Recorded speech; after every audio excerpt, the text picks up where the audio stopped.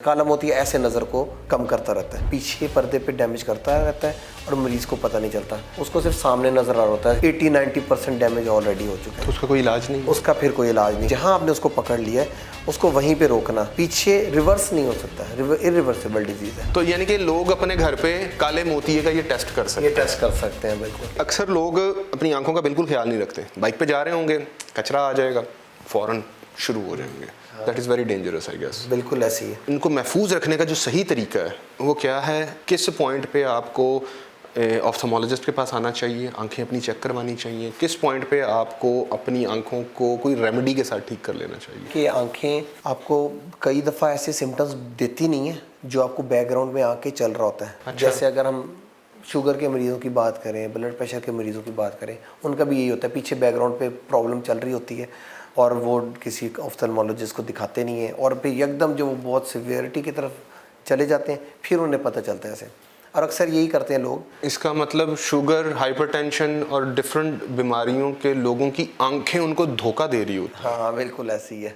कि आंखें उनको धोखा दे रही होती हैं, फिर एकदम वो शट डाउन हो जाती हैं या उसमें कोई सवेयर प्रॉब्लम आ जाता है, वो फिर उनकी सिचुएशन ख़राब हो जाती है, बहुत ख़राब हो जाती है। और कई दफ़ा ऐसा होता है कि मतलब जो उनका डैमेज हो गया वो रिकवरेबल नहीं होता, वो आगे बस उसका, जैसे काला मोतिया आपने सुना होगा, काला मोतिया कई दफ़ा स्लोली जब काला मोतिया ऐसे प्रोग्रेस कर रहा होता है तो वो पीछे पर्दे पे डैमेज करता रहता है और मरीज़ को पता नहीं चलता, उसको सिर्फ सामने नज़र आ रहा होता है। काला मोतिया ऐसे नज़र को कम करता रहता है, फिर वो जब सेंटर तक पहुंचता है फिर उनको पता चलता है हमारी तो नज़र इतनी ख़राब हो गई, और जब जाते हैं डॉक्टर के पास तो पता चलता है वो 80-90% डैमेज ऑलरेडी हो चुका है। तो उसका कोई इलाज नहीं? उसका फिर कोई इलाज नहीं, क्योंकि काले मोती में भी यही है, जहाँ आपने उसको पकड़ लिया है उसको वहीं पर रोकना, पीछे रिवर्स नहीं हो सकता, इरिवर्सिबल डिजीज़ है।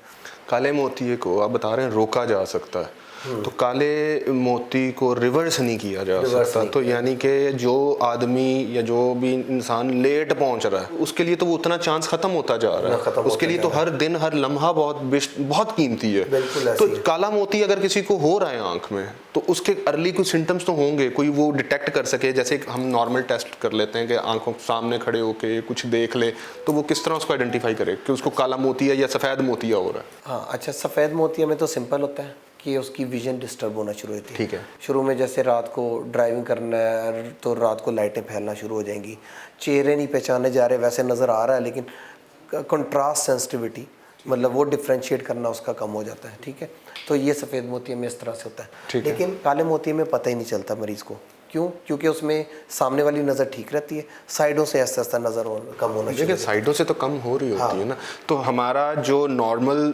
विजन है वो कितना होता है?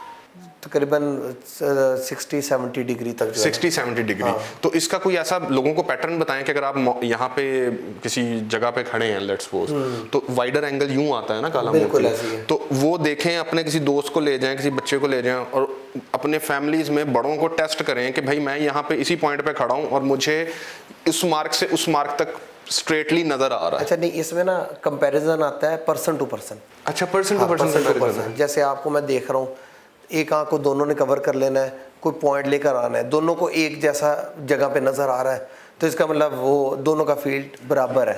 तो कोई टेस्ट बता दें, लोग कर ही लें अपने लिए। वो इसमें ये है कि मतलब आप जैसे हम सामने बैठे हैं, दोनों अपनी एक आंख को कवर कर लेंगे, ठीक है, ऐसे, और दूसरी आंख से सिर्फ आई को देखना है, साइड पे नहीं देखना। और यहाँ से कोई फिंगर लानी, जैसे आपको इधर ही नजर आ रही है, ठीक है, तो हमारा फील्ड बराबर है। इस साइड से नहीं अभी उसको कवर रखा। अब मैं इस आंख का इस तरफ से देख रहा हूँ, अभी आपको मेरी आंख में देखना है, अभी आपको नहीं नजर आएगा। जब मैं ये आ गया, ये मुझे भी आ गया, तो ये हम दोनों का फील्ड, मतलब ये कंपैरिजन ऐसे हो सकता है। ठीक है, तो ये तो जिसका फील्ड कम नहीं, रफ सा करेंगे तो वो आगे आएंगे ना सर। तो यानी कि लोग अपने घर पे काले मोतिये का ये टेस्ट कर सकते हैं, बिल्कुल।